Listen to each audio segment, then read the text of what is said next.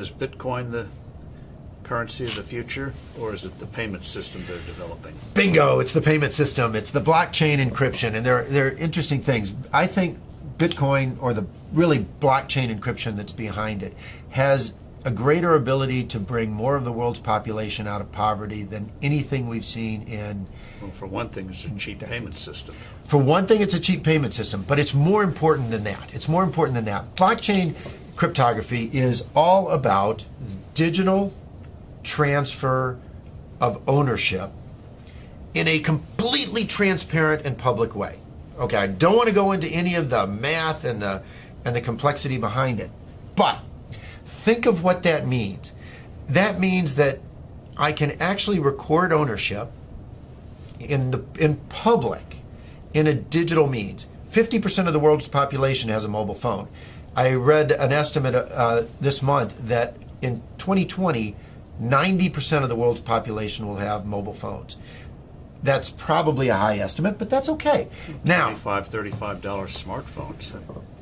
But we're throwing them away, and they can ship them off to emerging markets. But what's powerful about this, now think about Hernando de Soto. Yes. Okay. The Institute for Liberty and Democracy in Peru. I really think Hernando de Soto should win the Nobel Prize for the work he's done. I hope he does. But he's gone around the world and identified one of the most powerful things to the economy and the creation of wealth, and that is the ownership of property. Which you can then use as collateral. Which you can use as collateral, and when you own it, you will develop it. You will. The best thing you can do for the environment is to own it, because when you own it, you make sure it's sustainable for your future family, and that's powerful. But they don't have the ability to own it. If you live in a shanty town, you operate outside of the legal economy. It's not that you want to operate outside of the legal economy, but you have no ownership of any property. Although in the neighborhood, everyone knows who owns what. And once you introduce blockchain cryptography, guess what they can do? Have a public ledger of ownership and transfer that cannot be denied, because it's absolutely transparent. It's absolutely transparent. It is the means through which these individuals can get exactly what Hernando de Soto thinks they best need to bring themselves out of poverty.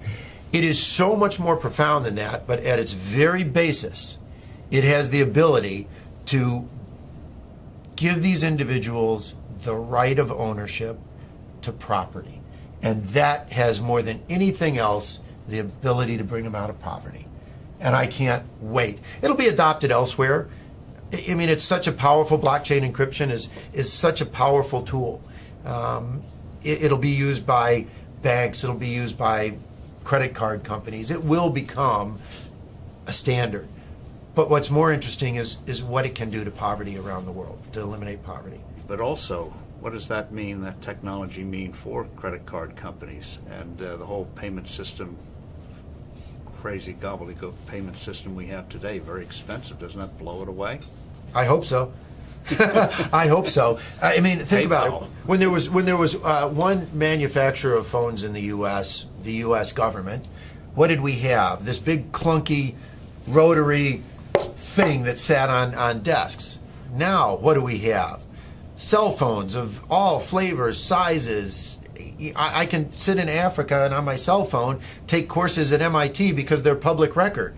It's absolutely astounding what happens when you can actually innovate around the world and compete.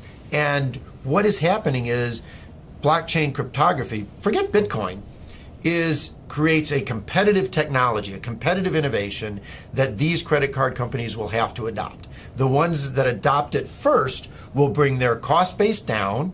And importantly, if you think about a retail store, and I have this with my kids. My kids are off in college and they go to a retail store, they use their credit card. And the credit card company costs the retailer $3 to $6. Right, because they reject the well, first the fee is high, and then they reject the transaction. Because why is this card suddenly showing up in some city, some place where I don't live? So it gets cut off. Well, with blockchain cryptography, the buyer and the seller automatically trust each other over an untrusted network. That's what's so powerful about it. A blockchain-based transaction is verified within 10 minutes. It's not verified within 10 minutes for a credit card, which is why 5 to 10% of all transactions are rejected on the spot. It's not verified until often days later. Even a check is not verified for days. And that is completely taken out of the system. So on day one, the retailer's sales go up because they don't have to reject the transaction and they save on the fees. It doesn't really get much better than that if you're looking for a disruptive innovation in any single industry. It's wonderful.